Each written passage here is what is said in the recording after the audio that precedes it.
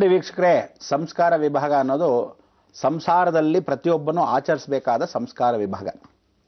ಸಂಸಾರ ಅನ್ನೋದು ಸಂ ಇತಿ ಸಾರ ಅಂತ, ಸಾರಸ್ಯವಾಗಿರತಕ್ಕಂಥ ಜೀವನವನ್ನ, ಸಂಸ್ಕಾರವನ್ನ ಸಂಸಾರದಲ್ಲಿ ನಡೆಸ್ಕೊಳ್ತಾ ಹೋಗಬೇಕು.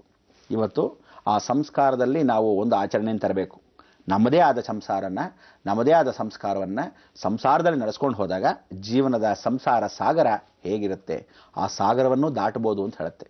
ನಿಜವಾಗ್ಲೂ ಪ್ರತಿಯೊಬ್ಬ ಮನುಷ್ಯ ಹನಿ ಹನಿ ಗೂಡಿದ್ರೆ ಹಳ್ಳ ಅಂಥೇಳಿ ಒಂದೊಂದು ಹಳ್ಳ ಆಗ್ತಾ ಇದ್ದ ಜೀವನದಲ್ಲಿ ಆ ಹಳ್ಳಗಳನ್ನೆಲ್ಲ ಮುಚ್ಚಾಕ್ತಾ ಬಂದಾಗ ಸಾಗರದಂತ ಇರತಕ್ಕಂಥ ಸಮುದ್ರದ ದಡ್ಡ ನಾವು ದಾಟಬಹುದು.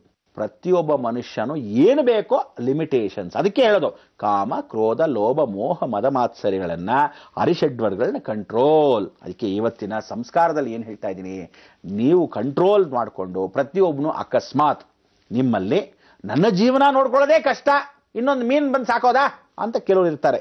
ಕೆಲವರು ಅಯ್ಯೋ ಈ ಮೀನುಗಳನ್ನ ಬೇರೆ ಸಾಕ್ಬೇಕ್ರಿ, ಅದನ್ನು ಬೇರೆ ಬಕೆಟಲ್ಲಿ ತೆಗೆದು ಚೇಂಜ್ ಮಾಡಿ ನೀರನ್ನ ಮೆತ್ತೆ ಕ್ಲೀನ್ ಮಾಡಬೇಕ್ರಿ, ಅದನ್ನು ತಲೆ ಕೆಡಿಸ್ಕೋಬೇಡಿ. ಅನುಕೂಲ ಇದ್ದವರು, ಮಿಡ್ಲ್ ಕ್ಲಾಸ್ ಅವರು, ಹೈಯರ್ ಮಿಡ್ಲ್ ಕ್ಲಾಸ್ ಅವರು, ಅಪ್ಪರ್ ಕ್ಲಾಸ್ ಅವರು ಬಿಡಿ, ಏನು ಯೋಚನೆ ಇಲ್ಲ. ಆ ಥರ ಇದ್ದವರು, ಅನುಕೂಲ ಇದ್ದವ್ರುಗಳ ಮತ್ಸ್ಯಯಂತ್ರಗಳನ್ನ, ಕಷ್ಟದಲ್ಲಿರೋರನ್ನ ಖಂಡಿತವಾಗಿ ಇಟ್ಕೊಳ್ಳಿ. ಯಾಕೆ ಗೊತ್ತಾ, ಮನೇಲಿ ಇಟ್ಕೊಂಡು ಮನೆಯ ನೈಋತ್ಯ ಭಾಗದಲ್ಲಿ ಅಂದರೆ ಸೌತ್ ವೆಸ್ಟ್ ದಕ್ಷಿಣ ಮತ್ತು ಪಶ್ಚಿಮದ ಮಧ್ಯಭಾಗದ ನೈಋತ್ಯ ಭಾಗದಲ್ಲಿ ಈ ನೀರನ್ನು ಇಡಬೇಕು. ಯಾವುದು ತಿಳ್ಕೊಳ್ಳಿ, ನೀರನ್ನು ವಾಯು ಮೂಲ ಇಟ್ಟರೆ ಮನೆಗೆ ಕೈಗೆ ಬಂದಿದ್ದು ಬಾಯಿಗೆ ಬರಲ್ಲ. ಅಗ್ನಿ ಮೂಲ ಇಟ್ಟರೆ ಮನೆ ಹೆಂಡತಿಯರನ್ನ 24 ಗಂಟೆ ಗಂಡಂದ್ರು ಬೈತಿರ್ತಾರೆ, ಇಲ್ಲ ಗಂಡ ಹೆಂಡತಿಗೆ ಕಲಹಗಳು ಜಾಸ್ತಿ ಆಗತ್ತೆ, ಇಲ್ಲ ಹೆಣ್ಣು ಮಕ್ಕಳು ಯಾವ ಕಾಲಕ್ಕೂ ಅಗ್ನಿ ಮೂಲಲ್ಲಿ ನೀರಿದ್ದರೆ ಆಕ್ಸಿಡೆಂಟ್ಸ್. ಅದಕ್ಕೆ ಹೇಳ್ತಾ ಇದ್ದೀನಿ, ಮೇಲಿಡೋ ನೀರು, ಇದು ಭೂಮಿ ಒಳಗಿರೋ ನೀರಲ್ಲ. ಅಕ್ವೇರಿಯಂ ಅಂದ್ರೇನು, ಸ್ಟ್ಯಾಂಡ್ ಹಾಕಿ ಮೇಲಿರೋ ನೀರು, ಅದನ್ನೇ ಯಾವುದಾದ್ರೂ ಒಂದು ಗ್ಲಾಸಿನಲ್ಲಿ ಗಾಜಿನಲ್ಲಿ ಇಡತಕ್ಕಂಥದ್ದು. ಅದನ್ನ ಇಡಬೇಕಾದ್ರೆ ನೈಋತ್ಯ ಭಾಗ ಮೇಲ್ಭಾಗದಲ್ಲಿ ಇಡಬೇಕು. ಆ ನೈಋತ್ಯ ಭಾಗಕ್ಕೆ ಇಟ್ಟಾಗ ಮೀನು ನೋಡ್ತಾ ಇರಬೇಕು, ಮನೆಯ ದೃಷ್ಟಿ. ಆ ಮನೆಯ ದೃಷ್ಟಿ ಮೀನು ಎಷ್ಟು ಚೆನ್ನಾಗಿ ಓಡಾಡ್ತಿರುತ್ತೋ ನಿಮ್ಮ ಮನೇಲಿರ್ತಕ್ಕಂಥ ದೋಷಗಳು ಅಷ್ಟೂ ತೆಗೆದು ಬಿಸಾಕತ್ತೆ. ಮೀನು ಎಷ್ಟು ಸಾಯ್ತಾ ಇರುತ್ತೋ ಅಷ್ಟು ದೋಷ ನಿಮ್ಮಲ್ಲಿರುತ್ತೆ ಅಂತ ನಿಮಗೆ ತೋರಿಸ್ಕೊಡ್ತಾ ಇರುತ್ತೆ. ಅದನ್ನ ಖಂಡಿತವಾಗ್ಲೂ ಮಾಡಬೇಕು. ಆ ರೀತಿ ಮಾಡಿಕೊಂಡಾಗ ಪ್ರತಿಯೊಬ್ಬರ ಮನೆಯಲ್ಲೂ ಮತ್ಸ್ಯಯಂತ್ರ ಅನ್ನೋದು ಆ ಮನೇಲಿ ಇರಬೇಕು. ಕೆಲವರೆಲ್ಲ ಮತ್ಸ್ಯಯಂತ್ರ ಇಟ್ಕೊಂಡೇ ಇಲ್ಲ, ನಾನೇನು ಮಾಡೋಕ್ಕಾಗತ್ತೆ? ಆ ಮತ್ಸ್ಯಯಂತ್ರ ಅಂದರೆ ಗೃಹ ಪ್ರವೇಶ ಮಾಡಿಸಿದಾಗಲೇ ಇಡಬೇಕು. ಅದು ಶಾಸ್ತ್ರ ಇದೆ. ಏನು ಅಂದರೆ ದೇವ್ ಮೂಲೆಯಲ್ಲಿ ಅಂದರೆ ನಾರ್ತ್ ಈಸ್ಟ್ ಭಾಗದಲ್ಲಿ ಪಾತಾಳದಲ್ಲಿ ಅಡಗಿ ಇಡಬೇಕು. ಅದಕ್ಕೆ ಹೇಗೆ ಇಡಬೇಕು, ಅದರ ಕ್ರಮ ಏನು, ಅದು ವಾಸ್ತು ಶಿಲ್ಪಗಳಲ್ಲಿ ನಾನು ವಿಚಾರ ತಿಳಿಸ್ಕೊಡ್ತೀನಿ. ಒಂದು ದಿವಸನ ಪೂರ್ತಿಯಾಗಿ ಬರೀ ವಾಸ್ತು ವಿಚಾರಗಳನ್ನು ನಾಳೆ ನಾಡಿದ್ರಲ್ಲೋ ಯಾವತ್ತಾದ್ರೂ ಒಂದು ವಿಚಾರ ತಿಳಿಸ್ಕೊಡ್ತೀನಿ. ಅದಕ್ಕೆ ಕ್ರಮಬದ್ಧ ಅಂತಕ್ಕಂಥದ್ದು ಎಲ್ಲೇ ಇರುತ್ತೆ, ಅದು ಕ್ರಮವಾಗಿ ಮಾಡ್ಕೋಬೇಕು. ಎಷ್ಟು ಬೇಕೋ ಅಷ್ಟೇ ಮಾಡ್ಕೋಬೇಕು, ಇಲ್ಲದೆ ಇರೋದು ಮಾಡ್ಕೊಳಕ್ಕೆ ಹೋಗ್ಬಿಡಿ. ಮೀನು ಯಾವತ್ತೂ ತಿಳ್ಕೊಳ್ಳಿ, 9 ಮೀನುಗಳಿರಬೇಕು. ಆ 9 ಮೀನಲ್ಲಿ 8 ಕಪ್ಪು ಮೀನು, ಒಂದು ವಿಶೇಷವಾಗಿ ಬಂಗಾರದ ಮೀನು, ಅಥವಾ 9 ವಿಶೇಷವಾಗಿರ್ತಕ್ಕಂಥ ಮೀನುಗಳಲ್ಲಿ 9 ಬಂಗಾರದ ಮೀನು, 1 ಕಪ್ಪು ಮೀನು. ಜ್ಞಾಪಕ ಇಟ್ಕೊಳ್ಳಿ, 8 ಕಪ್ಪು ಮೀನು, 1 ಬಂಗಾರದ ಮೀನು, ಅಥವಾ 9 ವಿಶೇಷವಾಗಿರ್ತಕ್ಕಂಥ ಎಲ್ಲ ಮೀನುಗಳು ಇಟ್ಕೊಳ್ಳೋದ್ರಲ್ಲಿ 9 ಬಂಗಾರದ ಮೀನು, 1 ಕಪ್ಪು ಮೀನು. ಈ ರೀತಿಯಾದ್ರೂ ಇಟ್ಕೋಬಹುದು. ಸೊ ನಿಮ್ಮ ಭಾವನೆಗಳು ಅಂತಲ್ಲ, ಯಾವತ್ತು ಮೀನು ಇಟ್ಕೊಂಡ್ರೆ 9, 12, 15 ಹೀಗೆ ಇಟ್ಕೋಬೇಕು. 7 ಹಾಗೆ ಇಟ್ಕೋಬೇಕು. ಅದನ್ನು ಬಿಟ್ಬಿಟ್ಟು ನೀವು ಏನಾದರೂ ಈವನ್ ನಂಬರ್ಸ್ ಅಂದರೆ 4, 6 ಹೀಗೆಲ್ಲ ಇಟ್ಕೊಂಡ್ರೆ ಮನೆ ಯಜಮಾನನಿಗೆ ಆಯುಸ್ಸು ಸ್ವಲ್ಪ ಕಮ್ಮಿ ಆಗತ್ತೆ. ಯಾರಿಗಾದ್ರೂ ಕೆಮ್ಮು ರೋಗ ರುಜಿನಗಳು ಜಾಸ್ತಿ ಆಗತ್ತೆ. ಇದು ಯಾವುದಪ್ಪ ಇಟ್ಕೊಳ್ಳೋದಕ್ಕಿಂತ ಸುಮ್ಮನೆ ವಾಸಿ ಅಂತ ಕೆಲವರು ಅಂತಾರೆ. ಏಕೆಂದರೆ ಹೇಳಬೇಕಾದ್ರೆ ಇದೆಲ್ಲ ಕ್ರಮ ಇದೆ, ಆ ಕ್ರಮವಾಗಿ ಇಟ್ಕೊಂಡ್ರೆ ಒಳ್ಳೇದು. ಚೈನೀಸ್ ವಾಸ್ತು ಅಂತ ಏನಾದರೂ ನೀವೇನಾದರೂ ಚೇಂಜ್ ಮಾಡಕ್ಕೆ ಹೋಗಿ ಇಂಥ ಚೈನಾದೊಂದು ಇದೆಯಂತೆ ದೊಡ್ಡದಾಗಿ ಏನೋ ಬರ್ದಿತ್ತು, ಅದೆಲ್ಲ ಬೇಡ ರೀ. ದುಡ್ಡು ಖರ್ಚು, ನೆಸೆಸಿಟಿ ಇಂಪಾರ್ಟೆಂಟ್. ಜೀವನದಲ್ಲಿ ಲಕ್ಸುರಿ ಅಲ್ಲ. ದೊಡ್ಡ ಮೀನು ತಂದ್ಬಿಡೋದು, ಅದಕ್ಕೆ ಉಪಚಾರ ಹಾಕೋಕ್ಕಾಗಲ್ಲ. ನಾಳೆ ದಿವಸ ಅಕಸ್ಮಾತ್ ಇನ್ನೇನು ಮೀನು ಸ್ವಲ್ಪ ಸಾಯ್ತಾ ಇದೆ ಅಂದರೆ ನೀವೇ ಕತ್ತರಿಸ್ಕೊಂಡು ನುಂಗ್ಬಿಡೋದು. ಹೀಗೆಲ್ಲ ಮಾಡಕ್ಕೆ ಹೋಗಬೇಡಿ.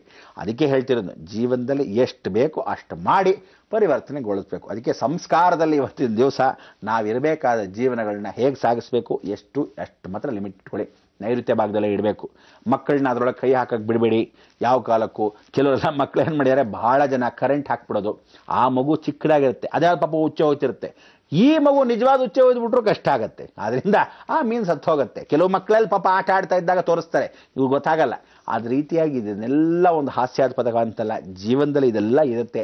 ನೀವು ಇದೇ ರೀತಿ ನಗ್ನಗ್ತಾ ಇರಬೇಕು. ಇದು ನಮ್ಮ ಸಂಸ್ಕಾರದಲ್ಲಿರ್ತಕ್ಕಂಥ ಒಂದು ಆದ್ಯತೆ ಏನಂದರೆ, ಮನುಷ್ಯ ಯಾವತ್ತು ನಗ್ನಗ್ತಾ ಇರ್ತಾನೆ ಜೀವನದಲ್ಲಿ ಯಾವ ರೋಗ ಅವನಿಗೆ ಬರಲ್ಲ. ನಮ್ಮ ಸಂಸ್ಕಾರದ ಇವತ್ತು ಮತ್ಸ್ಯಯಂತ್ರ. ಅದಕ್ಕೋಸ್ಕರ ಇವತ್ತು ಸಾಯಂಕಾಲ ಎಲ್ಲರೂ ಹೋಗಿ ಮತ್ಸ್ಯಾವತಾರ ಆಗಿರ್ತಕ್ಕಂಥ ಈ ಮೀನಿಗೆ ನದಿ ಹತ್ರ, ನೀವು ಯಾರ್ಯಾರು ನದಿ ಹತ್ರ ಇದ್ದೀರೋ, ಯಾರ್ಯಾರು ಸಮುದ್ರದ ಹತ್ರ ಇದ್ದೀರೋ ಅಥವಾ ಕೆರೆಗಳಿರ್ತೀರೋ ಅಂಥವ್ರು ಮಾತ್ರ. ಕೆಲವರಿಗೆ ಸಾಧ್ಯವಾಗದೇ ಇದ್ರೆ ಸಾಯಂಕಾಲ ಹೋಗಿ ಮಾಡೋಕ್ಕಾಗಲ್ಲ. ದಯವಿಟ್ಟು ಇವತ್ತು ಕಡಲೆಪುರಿನ ಹಾಕಿ.